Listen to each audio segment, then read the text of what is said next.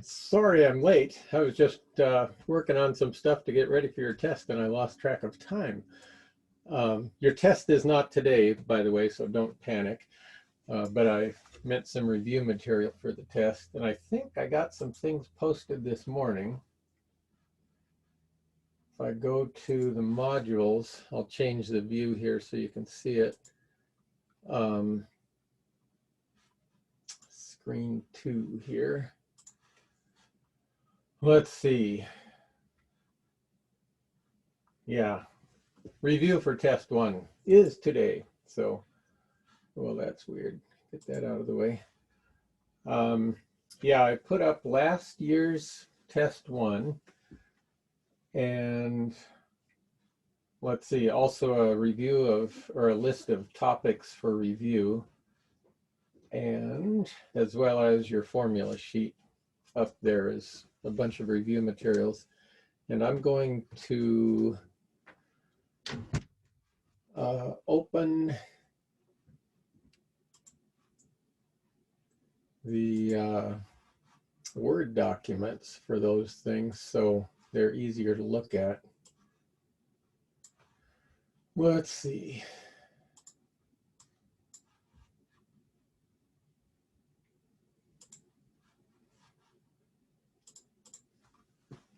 Okay, tests.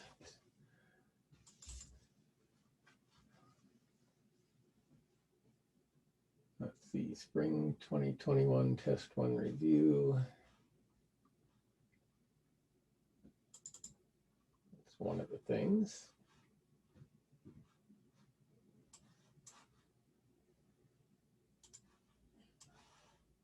All right, there's the review topics, and then I'm gonna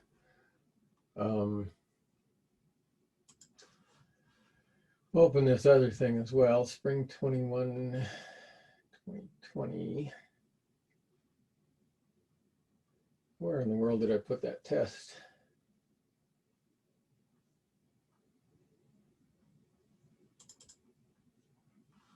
Here we go. And something that I'm going to do is when I post the test on Monday or make it available to you, I'm going to have it available as a PDF because last year I had some students who just did not see the illustrations that I put on the test. They vanished from their Word documents, and I think that'll be better. So anyway, there's the PDF, but I want to switch to the review sheet first so you can see just the list of topics that I have on there. Oh, by the way, I've got directions up here. While you're taking the test, use your cell phone to log into Zoom and have it aimed at you from behind you and to the side so that its field of view includes your entire work surface and the wall in front of you. So, and plug the phone in to charge while you're doing that because it drains the battery and you don't want it crashing partway through. Also, when you're done working on the test, I want you to use your cell phone to open what's the software, Office Lens, or if you have some other favorite method of scanning things with your cell phone, you can use that. But open Office Lens. While in Office Lens, take pictures of your test, your work, and convert that into a multi-page PDF, and that's what you will upload to the assignment or the quiz page for the test. And practice doing that so that you can get good at it anyway. And then things that you should be able to do: use units correctly and convert units. You may have noticed the first question on last year's test had you do that. Be able to use those terms correctly: displacement, speed, velocity, and acceleration. Be able to distinguish between average and instantaneous velocity. Be able to calculate velocity, bunch of things. So you can read all about these things. And these may be sort of a different sort of list from what you typically see on a test review sheet for a physics class or a math class. When it comes to the questions about addition of velocities, I'll just have conceptual questions on that, not any calculations. Yesterday I did do a couple of calculations, including screwing up that aberration of starlight when I was in too big a hurry and didn't think it through. And I'll show you the correct way that I should have done that here today. And in this class, the test will probably have about 15 questions on it. And about half of the questions can be conceptual, means you would explain them with a sentence or two or three or four of explanation of some sort. And the other half will be some sort of a calculation or perhaps a drawing, things like that. So it'll be a mix of things. And we can take a look at last year's test to get a feel for what my tests are like. And all of these things are available in that module, so you can open them up and print them off. Yeah, the first one is a unit conversion problem. Part A, the Large Hale telescope has a mirror diameter of 5.1 meters. What's the diameter of this telescope in inches? And if you look up above on this, in this little box up here, there are conversion factors, and it says 1 meter equals 39.4 inches. So there, you've got everything you need there. The second question says the atmospheric pressure on Venus is 1,340 pounds per square inch, and that's not a misprint. It really is crazy high. And determine that pressure in newtons per square meter. You don't have to know anything about pressure. Okay, this is just unit conversion. You just have to know how to use the technique. I've given students questions before that will have units like dweezels and zaps and gerbils. And they're supposed to convert from dweezels to gerbils using a bunch of definitions or relations between those things. It doesn't matter what the words are, the technique is the same every time. And if you learn to use the technique, doesn't matter what the units are, you can make it come out right. So pounds per square inch, if you're going to end up with newtons per square meter, you need a relation between a pound and a newton. And somewhere up here, there is one. Yeah, here it is, top right-hand corner of the table on the screen here. 1 newton is equal to 0.2248 pounds. So there's that. And then you need to go from square inches to meters. Well, there is a relation that goes from meters to inches. And so if you have watched the unit conversion videos, you'll know how to take care of the fact that they're square inches and square meters. So, and I expect them to be done using the method that I teach. I don't want to see any picket fences, although I will give partial credit for that. For a 5-point question, if you use picket fences or ratios, I'll give you 2 points. But that's about all. I want you to use the right technique, or the one that I expect you to know. Okay, and then a car moving in the positive x direction, constant acceleration. So a constant acceleration problem, lots of things like that. And this is all constant acceleration still, same situation. Okay, this is one that last year one of the students didn't have the graph on his test, just completely vanished, which is why I think I'm going to go with PDF. I hope everybody can open and print a PDF document. You should be able to do that with just about any kind of computer. Microsoft Word, I think, will open a PDF document. I don't know. I'm going to see real quick. My version of it will, at least, but I'm wondering if I have that thing open and I try to open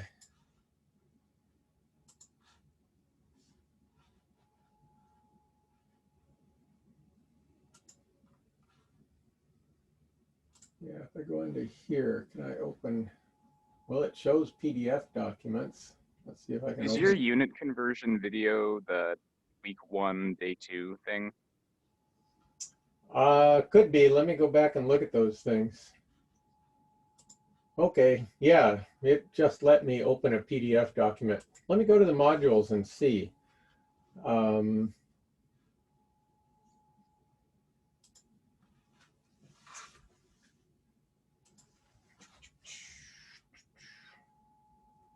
Week 1, day 2. Let's see, units, significant figures, and all that stuff. Yeah, here's the stuff on,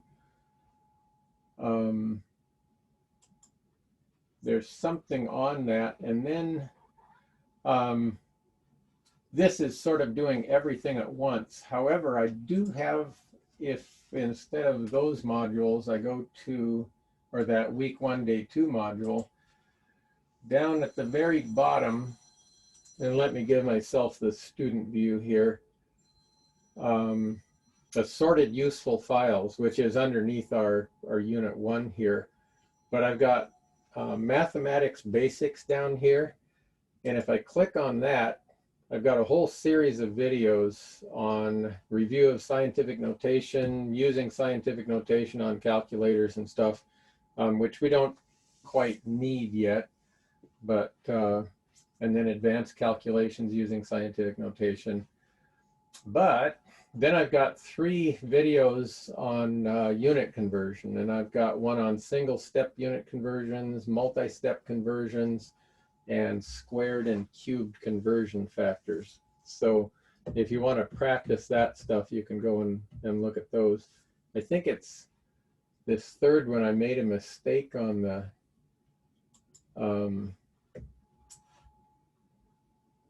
conversion, and somebody caught it.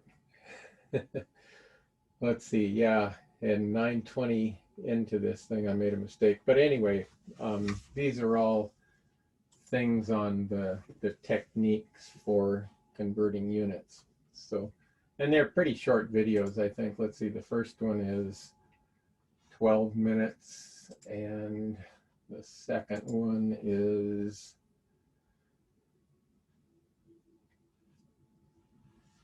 however many minutes it is, 7.5 minutes, or 7 minutes and 48 seconds. And so they're not super long, and you can play them sped up if you want to too. And then, whoops, that's the wrong one. It's this one, squared and cubed conversion factors. Yeah, that one's less than 12 minutes. So they're fairly short videos just demonstrating those things. So anyway, that's some stuff. Something I wanted to do today was, I can't remember who sent me the email. Let's see, stop the sharing here for a second. Is it V? Is that how you pronounce your name? Yeah. Okay. And how do you pronounce your last name? Yun. Yun. Yeah. Okay. Yun. All right. Yeah, I washed dishes in a restaurant in Bellingham way back in the mid 1970s, and there was a woman who was a recent immigrant from Vietnam working there, and I was the only one who bothered to learn how to pronounce her name correctly in the whole restaurant. It was terrible. The managers just kind of used American phonics on the name. It was horrible. Okay, let's see. But anyway, I think it was you that sent me the message about the last half of that video being silent or something. Or was it you? Yeah, it was silent. Okay, yeah. And that was something that happened with Zoom on Tuesday. And I wanted to go through that problem today, but then real quickly, I wanted to show you the oh, that golf ball on the moon problem that I'd started, and I'll work through it again because that was the part that was silent. So I'm going to switch to this thing, and it's my visualizer, and see if this fits on there. Oh, but first I was going to do the aberration of starlight problem, and I'm not sure just what happened on that thing, but or what I was thinking of when I did it. But the idea is that you have the Earth orbiting the sun. So here's the sun in the center, and we're going to pick a time when the Earth is over here.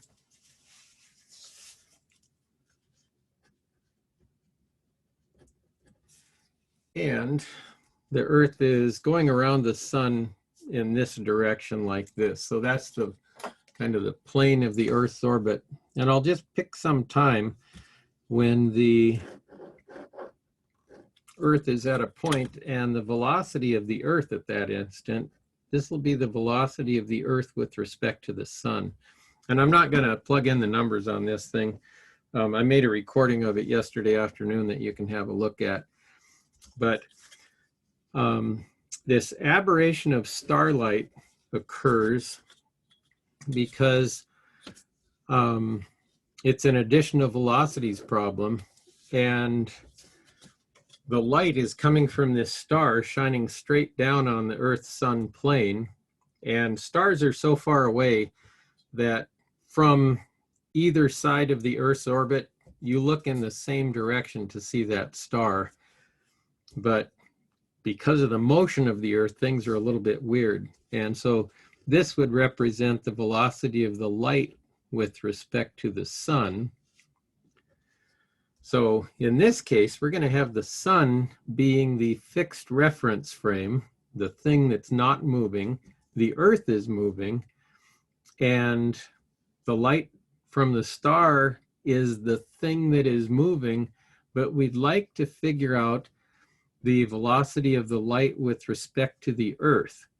Now, the way these problems always get set up is that there will be the velocity of the moving thing with respect to the unmoving thing. So that'll be with respect to the sun. And then there will be the velocity of the moving thing with respect to the unmoving thing. And that's the velocity of the Earth with respect to the sun. And the velocity of the light with respect to the sun will equal this velocity, the velocity of Earth with respect to the sun, plus the velocity of the light with respect to the Earth. And this is our unknown. That's the thing that we don't know. So we can solve this equation for it. Turns out when you've got an equation that involves vectors, ordinary arithmetic, addition and subtraction, works just fine. And so if I solve that, I'll have that the velocity of the light with respect to the sun minus the velocity of the Earth with respect to the sun is equal to the velocity of the light with respect to the Earth. Now, vector subtraction is the same as regular subtraction. When you subtract something, you add its negative. Okay, so it'll be plus the negative of the velocity of the Earth with respect to the sun. Okay, and the negative of a vector is something that just points in the opposite direction. So I'm just going to do this thing graphically. The velocity of the light with respect to the sun is straight down. So when you add vectors, you draw the first one, velocity of the light with respect to the sun. And let's see, where else are we? Velocity of the Earth with respect to the sun would come back here, but I want the negative of that velocity. So I'm going to add the negative of this velocity onto that, which means, whoops, I don't know if I got it on the paper. I did not. this is the negative of the velocity of the Earth with respect to the sun. And the vector sum of these two is going to be something like this. And I had this arrow going the wrong direction yesterday. I had it going that way. And this is the velocity of the light with respect to the Earth. So when we're on this side of the sun, we would actually look at an angle to see that star. And then when we're over on that side of the sun, we have to look at an angle in the opposite direction. And that ends up making the star appear to travel in some little tiny ellipse around some point in the sky. And this was, I mentioned yesterday, I thought it was the late 1700s, but it was actually in the 1720s when this was first observed. And this angle you can actually figure out. You take, it's the inverse tangent of the magnitude of this divided by the magnitude of this. And it's a pretty small angle. I do it in the video that I put up there yesterday, late afternoon. But it ends up being about 20 seconds of angle. And a second is a 3600th of a degree. Degrees, this symbol, you can split them up into 60 parts. Those are called minutes. And then each minute can be split into 60 parts that we call seconds. And I'm not sure if that thing of angle division arose before time was used, or if it, so that our time divisions depended on the angle divisions, or if it was the other way around. But anyway, that was the correct direction for that particular problem. All right. This was the golf ball on the moon problem that I started 2 days ago, and I think I'd figured out part A of it, and then the Zoom crashed and I got no farther. I'm still seeing that thing up there, so I hope, yeah, I think there's a green frame around this thing. Hopefully that's all still working. This was an example of a problem where we hadn't done one yet, where something started from one height and landed at another height. And so I wanted to show you how you could do that. And one way to do it is if, suppose you were asked, what's the total time of flight of the golf ball? Okay, well, if that's all you're after, and in a more advanced class, I might ask something like that on a homework assignment, but I would not do it on a test, because if you'd figured out V naught X and V naught Y, you could write down the X and Y equations, like X is going to equal X naught plus V naught XT. And we're using the projectile motion equations, which are the ones in this part of your formula sheet. So V sub X equals V naught X, it's a constant. So V sub X equals, whoops, I'm not dividing that by that, I'm splitting this into two equations here. V sub X equals V naught X, and it's constant. Okay, so for projectile motion, the X velocity never changes, but the Y velocity does, and Y is going to look like Y is Y naught plus V naught YT minus 1/2 GT squared. And let's see, V sub Y is V naught Y minus GT. So those are a couple of them. And then there's also V sub Y squared is equal to V naught Y squared minus 2 times G times Y minus Y naught.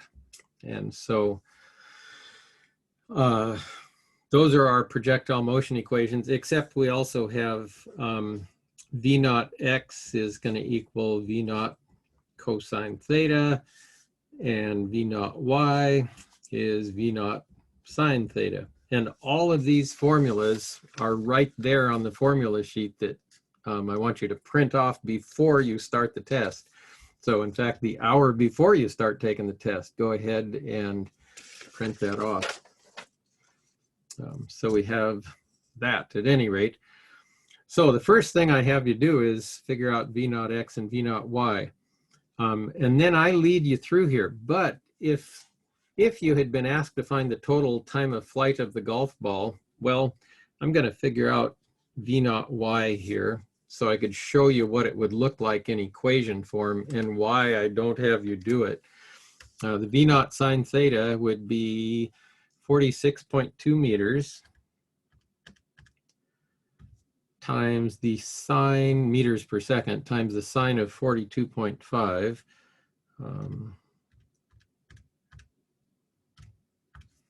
And I get 31.2 meters per second. So I'm going to put that up here just for later reference.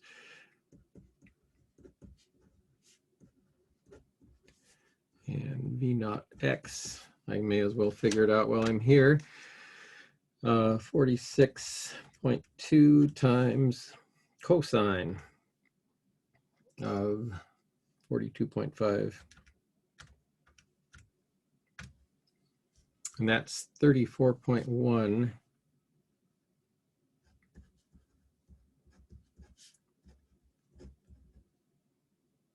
I wonder if I thought I remembered having 31.3 the other day, but I don't know that for sure. No, I forgot where I was, 34.1 meters per second. Okay, so those are those things. But if you knew this, we could take this equation and try to figure it out. The time of flight would be the time to when the golf ball lands on this 13.7 meter high boulder.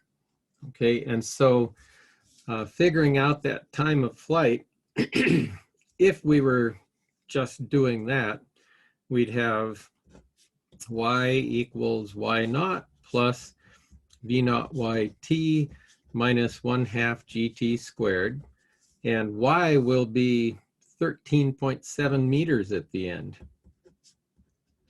Y naught was 0. That was the initial kickoff point. And so what happened here is there's this big boulder here, and the golf ball was sent on a path that made it land on top of the boulder there.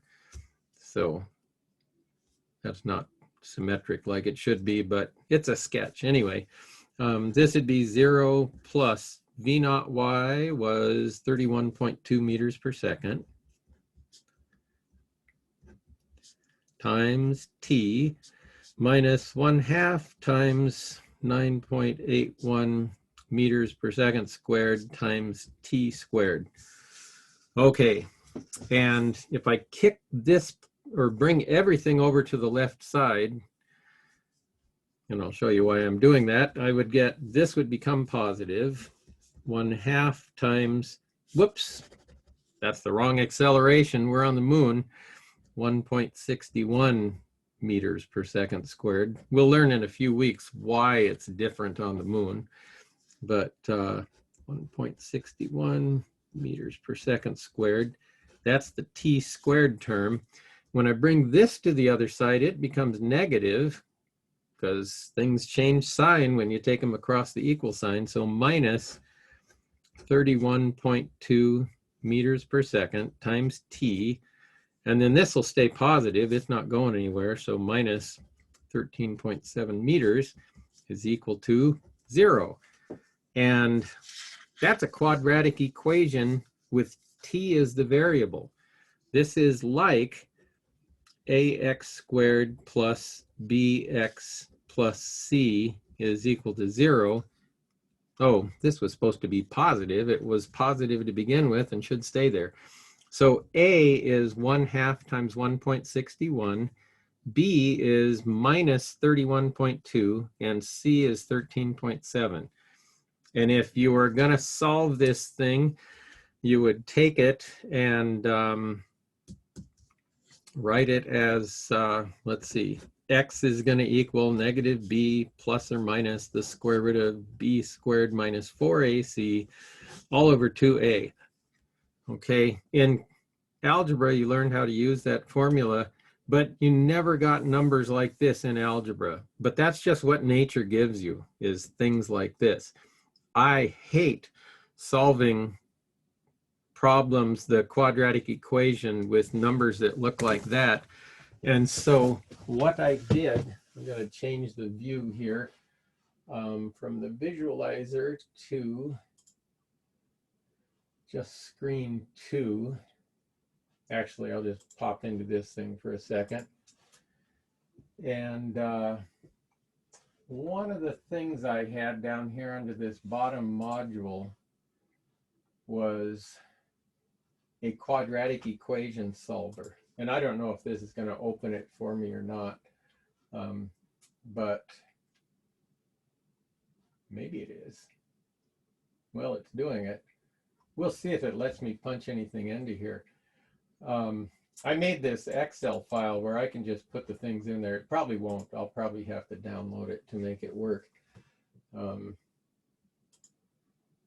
And yeah, I have to actually punch it in. So the A for me is going to be 0.5 times 1.61. And so, oh, I have to enable editing. Okay, at least I didn't have to.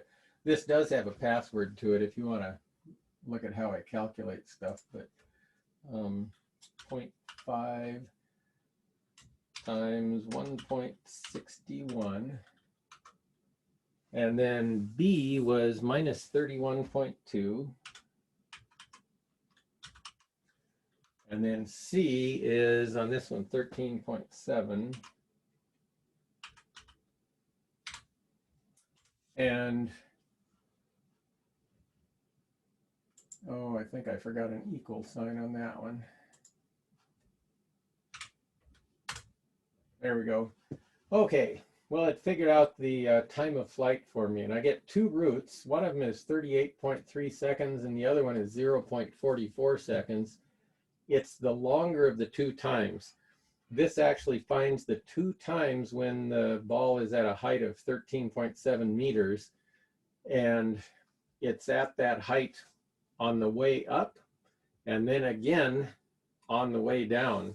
And I don't care about the on the way up one, but that's not the way I'd have you solve it, because I hate solving quadratic equations on a calculator. So instead, I'm going to go back to this thing and show you how I would give you this on a test instead. And what I would do is lead you through this series of calculations, like what are V naught and V naught X and V naught Y. So, okay, those weren't bad. V naught Y was V naught sine theta, V naught X was V naught cosine theta.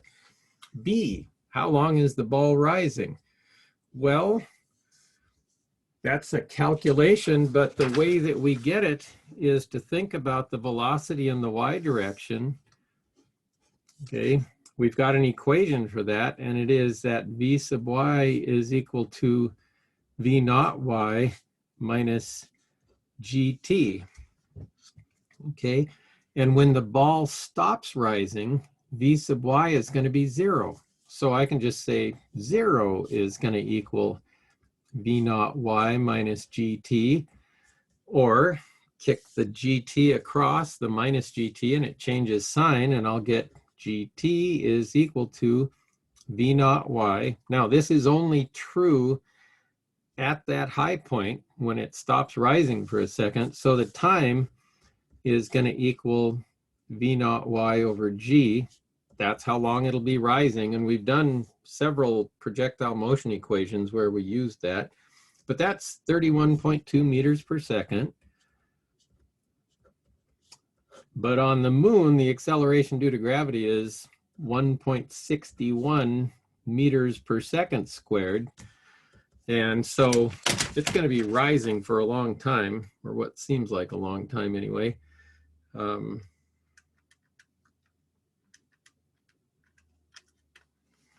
Yeah, about 19.4 seconds is how long it'll be rising for.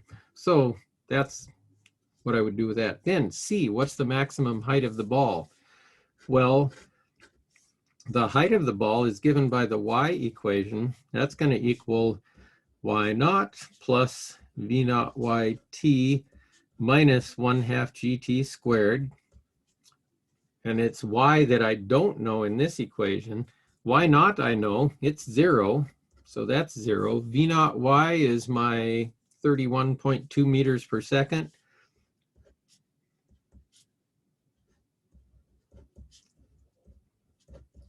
And the height, or the time, is going to be those 19.4 seconds. That's when it's at the high point. So just plug that stuff in there.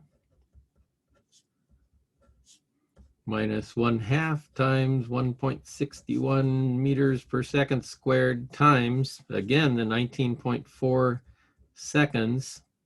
They get squared this time. The hardest part about this one is just making sure you plug it into your calculator correctly. And so you can figure out how high the golf ball is going to go. So 31.2 times 19.4 minus 0.5 times 1.61 times 19.4 squared. And this is kind of impressive. It goes 302 meters up.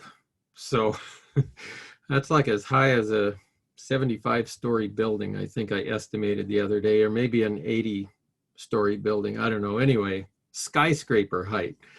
So if you were playing golf on the moon, like whoever the Apollo 17 astronaut was that did it, you'd like it. Then question D asks, how long will it take the golf ball to drop from the maximum height to the top of the boulder? This takes a little bit of reasoning, but if you think about it, it's like dropping a ball from a 302 meter height down to a 13.7 meter height is what you're doing. So you can start the clock over. So you can say let t equal 0 when y is equal to 302 meters. You start over again. And you can say, okay, y is going to equal y naught. That'll be y naught, because that's when time is 0, plus v naught yt minus 1/2 gt squared. Now, since we started time over again, v naught y is no longer our 31.2 meters per second. It's going to be 0, because the time was 0 at this height. And so this is 0. And what I'll have is, I want to know when is it at 13.7 meters? So that'll be my final position, y. It's going to equal my initial position, 302 meters, minus 1/2 gt squared. And I can solve that for t squared. Bring this to that side, bring this to that side, and I'll have 1/2 gt squared equals 302 meters minus 13.7 meters, which is equal to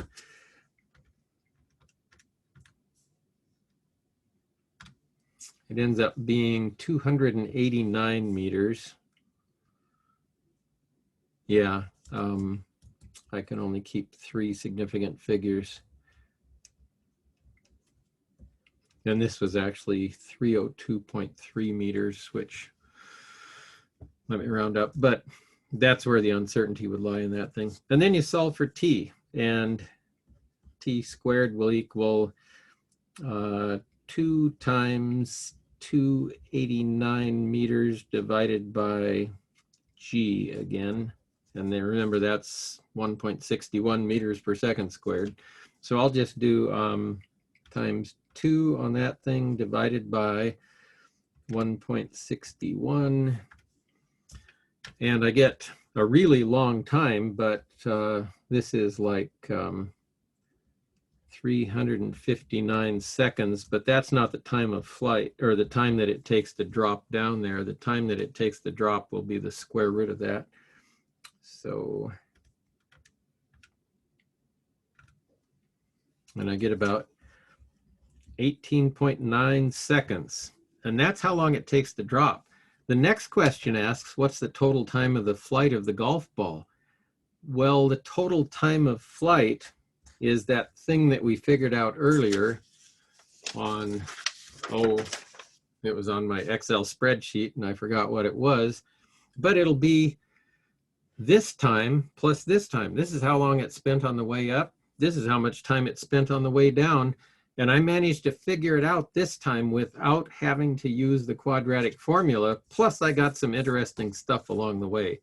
So T total is going to equal 18.9 seconds plus 19.4 seconds, which I think ends up being 38.3, but I'm not sure. Plus, yeah, 38.3. Now, let me see what I got with the quadratic formula. I can't remember. And I don't know if it'll show up for you or not. Yeah, I got 38.3 seconds. So, okay, so we got it the same number, just doing more steps. But each one of these steps is easier to do. And sometimes I've never asked a question with 1, 2, 3, 4, 5, 6 parts before, but I have asked questions that might have 4 parts, and usually they're somewhat straightforward. But that's stuff the kind of stuff. Now, I don't know if you've had a chance to look much at if you've been watching this, you haven't, but do you have any questions about the review materials that I put up? I can change sharing to some of those things, and I'll just diminish this so it's out of the way and get out of the quadratic formula or quadratic equation solver. By the way, that quadratic equation solver you may find handy for the projectile motion lab. I'm going to set that up as an assignment and assign it today, but it won't be due until next Thursday probably. So you'll have 3 days after the test next week when you can work on it.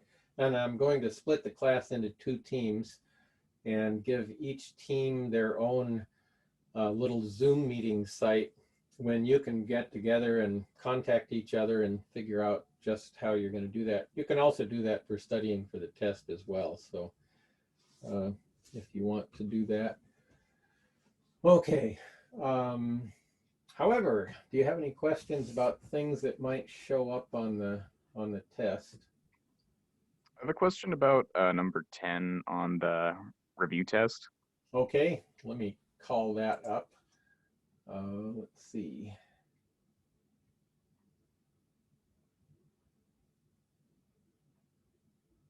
Okay. This will be very much like the lab problem that you have to answer too, the first one. So a student throws a rock horizontally off the top of the building. The height from which the rock is thrown is known, and the approximate path of the rock is shown. Ignore air resistance and assume this takes place on Earth. Okay, does the time of the flight of the rock depend on how fast the student throws the rock? Do you have a question on that? Yeah, that's the main thing. It seems kind of obvious, but I don't really know how to put it into words is the thing. Okay, well, if you think about what the way that you would determine the time of flight is to solve the equation actually, I'm going to switch. We're on screen 2. I'm just going to wake up the visualizer again here, wherever it is. This thing. Okay. Well, it's a projectile. So here's the y equation of motion. Y equals y naught plus v naught y t minus 1/2 gt squared. The x equation looks like x equals x naught plus v naught x times t. Since the student throws the rock horizontally, v naught y is 0. There is no y velocity to start with. Y naught will be the height of the building, or that's the height h they talk about. So that's this thing. And y will be 0 at the bottom. And so the equation you end up solving for the time of flight is this. 0 equals h, which is something you would presumably know, minus 1/2 gt squared. And that doesn't depend on the initial velocity of the rock, which only shows up in the x equation. So this ends up being v naught x is the total initial velocity of the rock because it's thrown horizontally. And so the answer to question A on that is no, because if it's thrown horizontally, that projectile will have a time of flight dependent only on the height of the building and the acceleration due to gravity. And that's all it depends on. That's like there's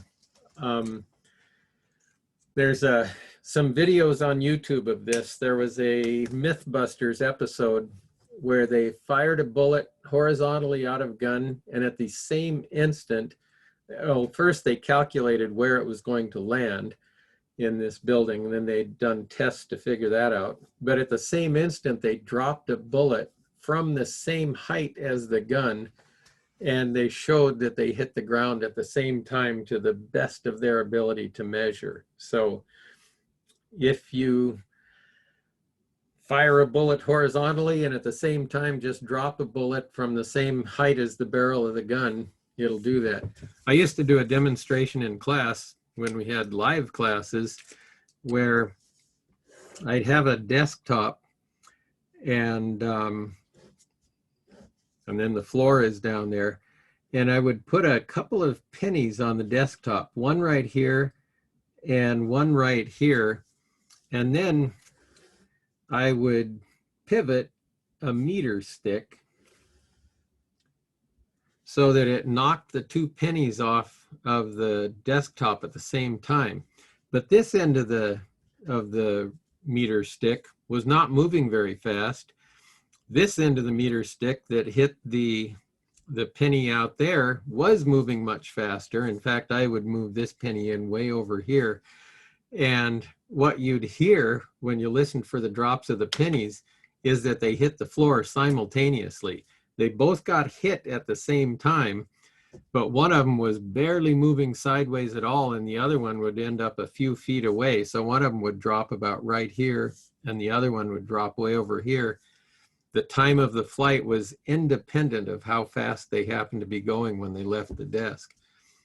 I had another thing that it was this kind of weird mechanism where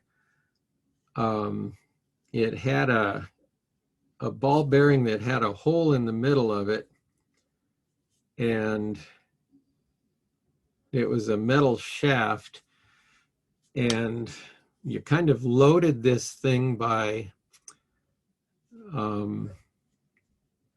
let's see, how did this thing work? You loaded it by pushing in the shaft on this end, and it was like a spring-loaded thing, but there was a catch on it. So when this part of the shaft stuck out this far, the thing would be locked in place. And you could take this ball bearing that had the hole in the middle of it and push it onto the shaft. And then there was a little switch you flipped that would make this thing go shooting in that direction. And when it shot in that direction, the support of this ball bearing here vanished, and so it just fell straight down. This one got shot sideways pretty hard and would travel on this path down to the floor, and this one would just go straight down. And when you listen carefully, they both hit the floor at the same time. And so the time that it takes to come down and hit the floor is, again, independent of the initial velocity, sideways velocity of the thing. Now, that's not the case if you throw the ball downwards.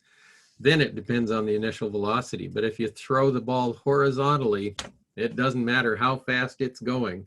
If there's no air resistance, it'll spend the same amount of time falling to the floor or falling to the ground outside the building or anything. And you're going to use this particular relation in the first step of the lab that you do for the projectile motion lab. And so that is basically because there's no horizontal acceleration, only vertical with gravity. Right. Yep. Yeah. Now this breaks down if you do have air resistance, because air resistance all of a sudden gives you an acceleration that has both horizontal and vertical components, because the air resistance is opposite the velocity at any given instant. And so that makes it more complicated. So that's why we're always careful to say ignore air resistance, because it's really complicated when you do have air resistance. But let me go back to that test again. So that was part A. And then part B says, explain how you could calculate the time of flight. Well, that was actually the equation I wrote down over there. The 0 equals h minus 1/2 gt squared. So you simplify the y equation. That was the one. Let's see if I go back to this thing. It's solving that equation, defining your initial terms and solving that equation for t, that you get the time of flight.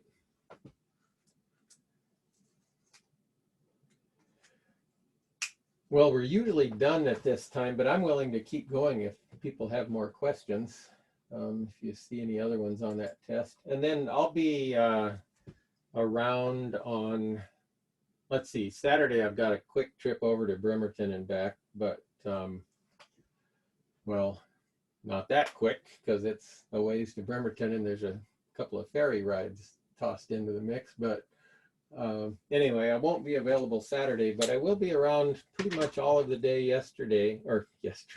all of the day tomorrow, and then pretty much all of the day on Sunday as well. So if you send me messages, and I might even, I think I may send out a doodle poll for this class on if anyone's interested in maybe having a review session for the test on either Sunday afternoon, maybe 4 or later, or Sunday evening, somewhere in there.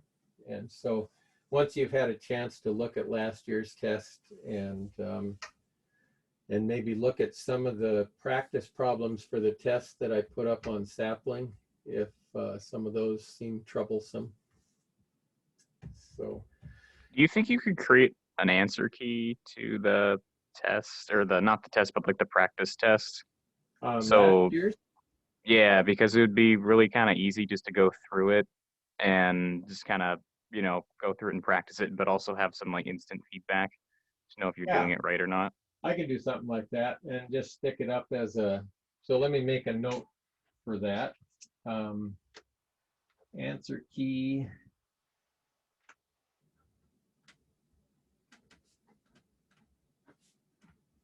For last year's test. Let's see, doodle poll for Sunday review.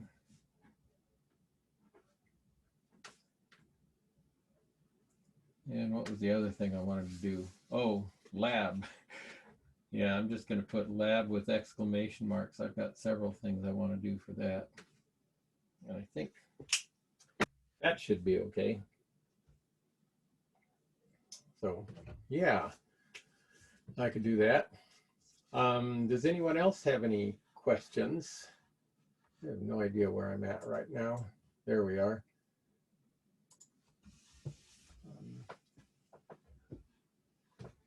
Okay, well, I'll maybe be talking to some of you on Sunday. And again, tomorrow I'll keep an eye on my Canvas messages to see if anybody sends me anything. Mr. There's like one question. So there's like a sapling question, number 12. Okay, let me go Yeah. back to sapling. Is this on the regular homework or the test review homework? I think this is just the regular homework. Okay. Let's see. Have to go there. Oh, sapling. There it is.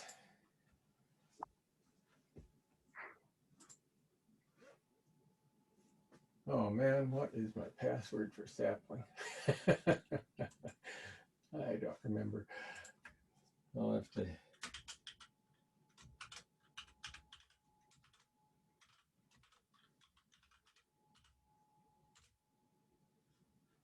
There we go.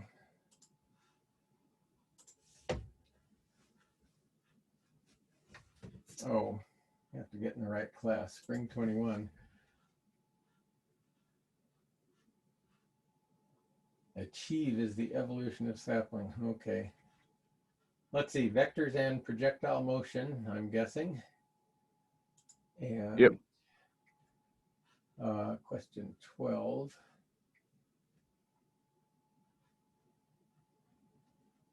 Calculating muzzle velocity using a data table.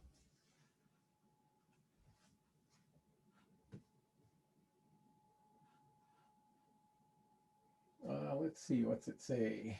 Soldier is tasked with measuring the muzzle velocity of a new rifle, knowing the principles.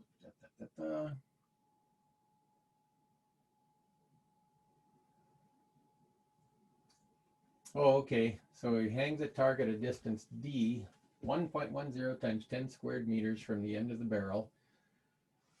And the rifle is mounted so that the bullet exits moving horizontally. Okay.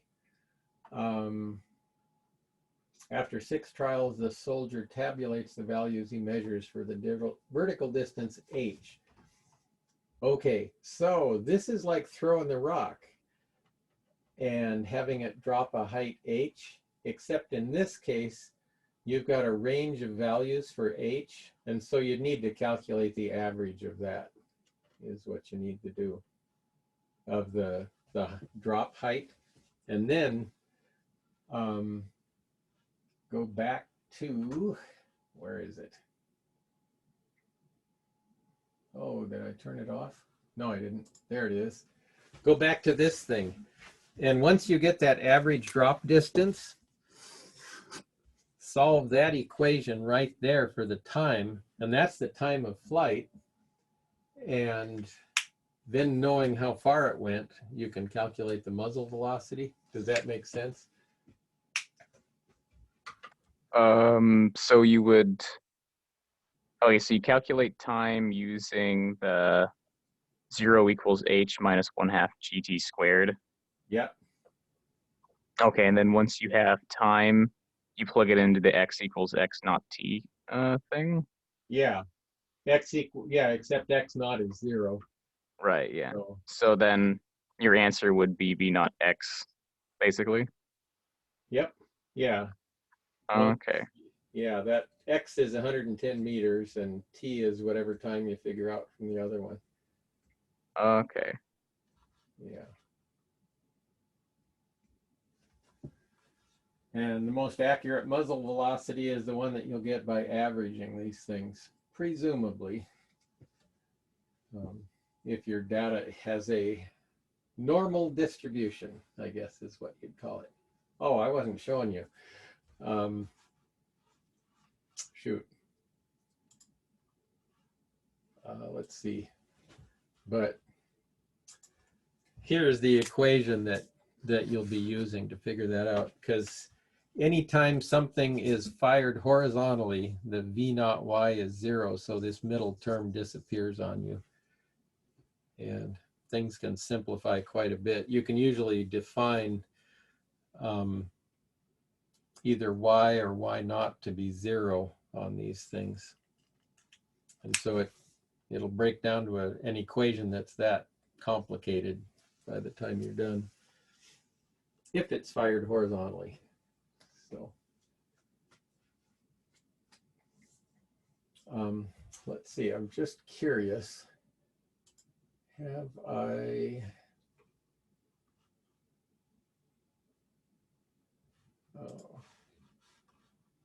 minimize this thing?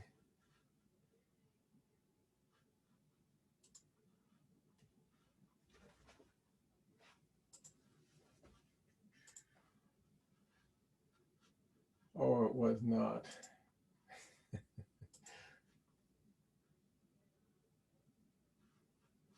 I've started using software called 1Password to keep track of all my passwords, because for one thing, it'll make up really complex ones, but for some reason, Canvas sometimes rejects the first try at it. But in the modules, let's see. Oh, I did not get that lab posted yet. Okay, I've got a video for the lab that I'll be posting. It's not going to be Atwood's machine. It's going to be projectile motion. And in that, you can see something very similar to that rifle problem that you just solved. In fact, I think that's why I put it on there, was to give you a head start on working on that lab. Okay, we could probably stop now, and I'll post something for the weekend to see a doodle poll to see if anybody wants to have a review session Sunday afternoon. We can do that. But I'll let you go for now, and have a good couple of days off anyway, and study for the test. Try out some software that'll let you use your phone to make PDF documents, and you want to make good ones. So maybe practice to see what turns out a good document and what turns out a bad one. Because I've gotten them before where they were just about unreadable. In fact, there was a couple students in the class last spring that it was really hard to read anything they turned in. So practice that a little bit. One thing that works well is to use a dark pen, like the kind that I use. Pencil, for some reason, will sometimes reflect light when you take a picture of it with your phone. And so your pencil marks can vanish, and that's not good. But anyway, I'll be working on that stuff this afternoon and tomorrow, getting things posted to let you know about how to do that stuff too. So we'll get going on this. All right, so long.